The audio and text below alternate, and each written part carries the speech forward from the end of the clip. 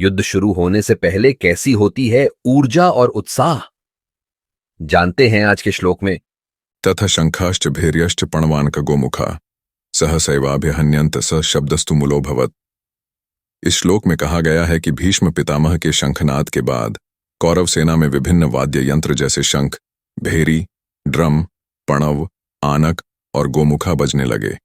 इन सब के एक साथ बजने से युद्ध भूमि में गूंजने वाली एक जबरदस्त आवाज उत्पन्न हुई। भीष्म के शंखनाद के बाद कौरव सेना ने युद्ध के लिए अपने मनोबल को बढ़ाने के लिए जोरदार वाद्य यंत्र बजाए।